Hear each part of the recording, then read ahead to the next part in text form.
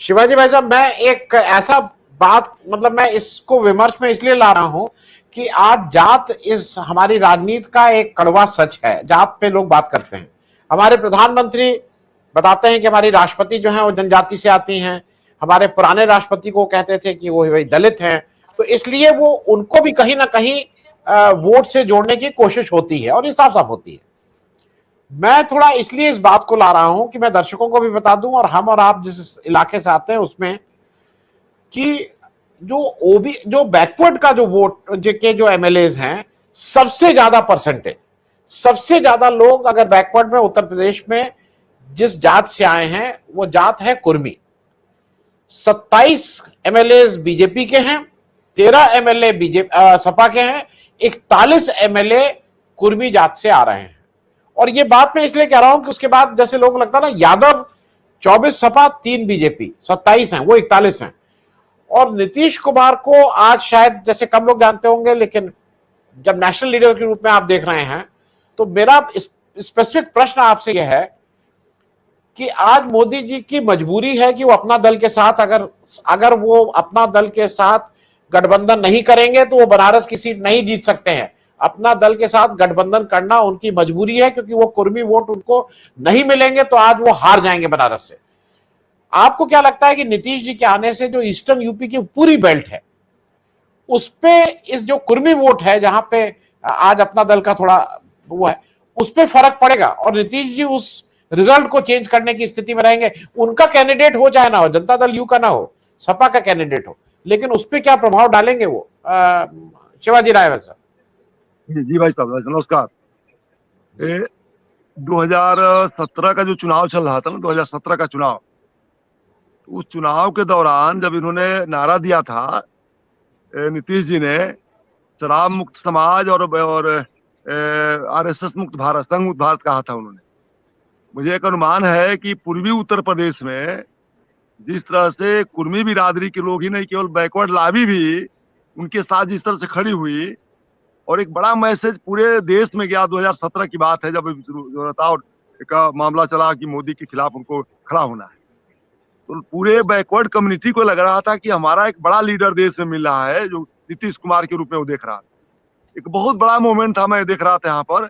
और देवरिया, बलिया, गाजीपुर, गोरखपुर, पूरा इलाका, पूर्वांचल का पूरा इलाका, कुर्मी बिरादरी के लोग भी और बैकवर्ड लोग भी, एक बड़ा चेहरा नीतीश जी का आ रहा है उसमें दिखाई दे रहा था।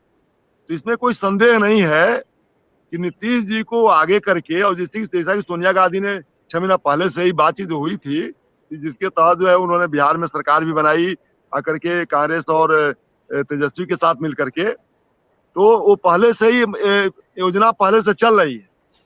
क्योंकि भारतीय जनता पार्टी बड़ी साजिश कर सकती है, इसलिए योजनाओं को समय समय पर ही आगे बढ़ना चाहिए था, जिस तरह से बढ़ रहा है। अचानक जो है नीतीश जी दिल्ली नहीं चले गए और सोनिया गांधी के लेख लिखने से वो दिल्ली नहीं चले गए। बिल्कुल साफ साफ बात है कि नीतीश जी के जिम्मे काम था और नीतीश जी इस काम को कर रहे थे पहले से, उनकी अगुवाई में काम चल रहा है। और पूरे देश में मुझे नहीं लगता है कि अगर जो नीतीश जी आ जाएंगे तो कोई बहुत बड़ा बैकवर्ड लीडर उनके सामने खड़ा हो पाएगा, ये तय बात है। और नीतीश जी की जो ईमानदारी की छवि, खास करके बिहार और पूर्वी उत्तर प्रदेश में जो मजबूत उनकी छवि है, यहाँ बिहार के बॉर्डर पर रहने वाले हम लोग हैं, 3 किलोमीटर बिहार है, तो देखते हैं उनकी छवि बहुत अच्छी है, ईमानदारी के नाम पर उनकी छवि है और तमाम सुशासन भी है। बाकी जो उनका राजनीतिक जो चरित्र रहा है पहले से सब लोग जानते हैं कि मैंने अच्छा रहा है, मैंने किसी तरह का उनके ऊपर आरोप नहीं है पहले से भी। तो ये निश्चित रूप से एक खबर जाएगी, अगर जो अगुवाई कर रहे हैं एक मैसेज जाने भी लगा है। और बनारस तो बहुत ज्यादा प्रभाव डाले, बनारस है, जौनपुर है, कानपुर है, सीतापुर है, हरदोई है, पूरा एक कुर्मी बाहुल बेल्ट है पूरा। ये आपका फैजाबाद इलाका है, अयोध्या के आसपास है, तो ये पूरा इलाका प्रभावित करेगा। और वो जो कम्युनिटी के लोग हैं वो ताकतवर हैं, उनके पास आर्थिक संपन्नता भी है, राजनीतिक सूझबूझ भी है। और इसीलिए आप देखे होंगे कि मंदिर आंदोलन में विनय कटियार जिस तरह से आगे उभर करके आए थे, विनय कटियार को लाया गया था। और तमाम जो है सीतापुर हरदोई के बेल्ट में जो राम कुमार वर्मा वगैरह लोगों को जिस तरह से बीजेपी ने आगे किया था, और प्रेमलता कटियार कानपुर में थी उस समय, तमाम लीडर रहे थे कुर्मी बिरादरी के लोग। तो भारतीय जनता पार्टी कुर्मी बिरादरी वो छोड़ करके खत्म हो जाएगी। तो उत्तर प्रदेश में कोई ताकत नहीं रहेगी उनकी। उनकी ताकत कुर्मी बिरादरी है उत्तर प्रदेश में, भारतीय जनता पार्टी की। नीतीश जी जब आ जाएंगे तो सारे लोग उनके साथ चले जाएंगे, तो बैकवर्ड धड़ा के लोग भी उनके साथ जाएंगे, इसमें दो राय नहीं है। और तब दलित बिरादरी के लोग भी भरोसा करेंगे तो कांग्रेस का और तमाम जो मायावती भी आ सकती है, क्योंकि जब तमाम ध्रुवीकरण होगा तो मायावती जी की भी चिंता बढ़ जाएगी, जाना जरूरी है, इसमें आ सकती है। अखिलेश जी को भी आना पड़ेगा, नीतीश जी की अगुवाई में अखिलेश जी को भी आना पड़ेगा। तब ऐसा नहीं कि अखिलेश जी यहाँ पर स्वयं बन के बने रहेंगे, ऐसा नहीं हो सकता है। तो ये जो लोगों के अंदर पीड़ा है, जब दिख रहा है कोई लीडर नहीं है, तो कांग्रेस का जो और जो नीतीश जी का जो कॉम्बिनेशन बनेगा और खड़गे साहब का, अभी हमारे जो रविकांत जी ने कहा, जो प्रोफेसर साहब ने कहा, बिल्कुल ठीक कहा है।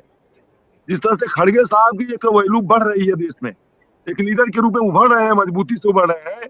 हमको लगता है जगजीवन बाबू के बाद खड़गे साहब जो है एक लीडर के रूप में आ रहे हैं कांग्रेस के अंदर, जो तवज्जो मिला है उनको।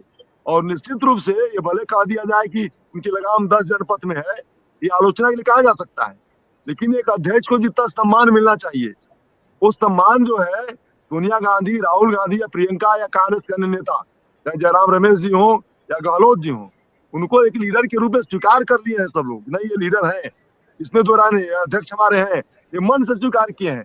आलोचनाएं तो है कि नहीं वो लगाम 10 जनपद में रहता है, इससे मनमोहन सिंह के जमाने में 10 जनपद से सरकार चल रही है, लेकिन ऐसा नहीं है। ये बड़े बड़े लीडर जो आ रहे हैं, ये मोदी जी के लिए संकट है, निश्चित रूप संकट है। और मोदी जी की तानाशाही से, इनके जो डिक्टेटरशिप है और जो फांसीवादी ताकतें उभर रही है, जिस तरह से आई हुई है, जिस तरह से संसद में ताला लगाने की बात है, सोनिया जी की जो लेख है वो बहुत चर्चा में है, बहुत ज्यादा चर्चा में है, हिंदी भाषी इलाकों में भी चर्चा में है। इसलिए मैं कह रहा हूँ कि सोनिया जी ने जो काम किया, लेख लिखा है, सबकी आंखें खोल दिया है। सोनिया जी ने खोला आंखें सबकी, और सबकी जरूरत है। ऐसा नहीं केवल कांग्रेस की आवश्यकता है, राजनीतिक रूप से जो भी राजनीति कर रहे हैं वो सबकी जरूरत है। और जो राजनीति कर उन्हीं की जरूरत नहीं है, देश की जो सिविल सोसाइटी है उनको भी जरूरत है। फांसीवादी ताकत और तानाशाही से कहा जाए कि नहीं, विपक्ष को आवश्यकता है, विपक्ष को ही लड़ना चाहिए। विपक्ष की ताकत तो जनता होती है ना। और सारी मीडिया, देश की सारी मीडिया, अगर जो कारपोरेट मीडिया है, जिसको कहा जाए गोदी मीडिया कहा जाए, अगर जो कोई सूचना नीचे तक नहीं जाने दे, तो सवाल तो सूचना का है। चाहे वो किताबों के माध्यम जाए, लेख के माध्यम जाए, अखबार के माध्यम जाए, पर्चे के माध्यम जाए या मरमरी के माध्यम से जाए, तो सूचना जाना चाहिए नीचे तक। और सूचना ही नहीं जा पाएगी तो लोग जान कैसे पाएंगे? तो सारी सूचनाओं को रोक देना, यह काम हिटलर भी करता था, सूचनाएं नीचे जाने ही नहीं देता था।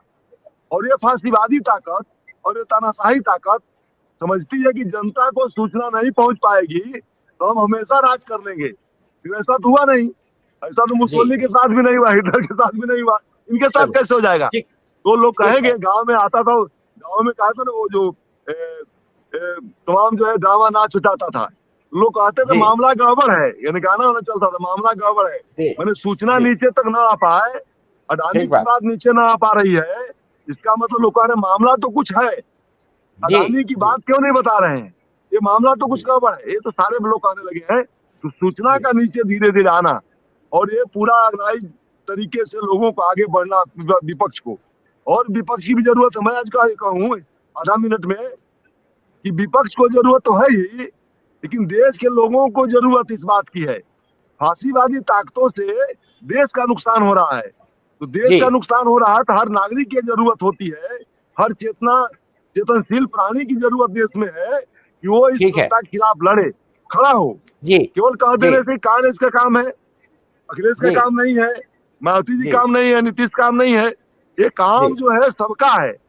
कौन पहल करता है, जो पहल करेगा वो लीडर हो जाएगा। जब नारायण जी को जरूरत हो थी, लेकिन जरूरत उनको नहीं थी, लेकिन उन्होंने पहल किया, तो सबको जरूरत आज की तारीख में है। और सही बात, नीतीश जी जब आएंगे तो अनुप्रिया पटेल की कोई हैसियत नहीं रहेगी, ये बात पक्का है।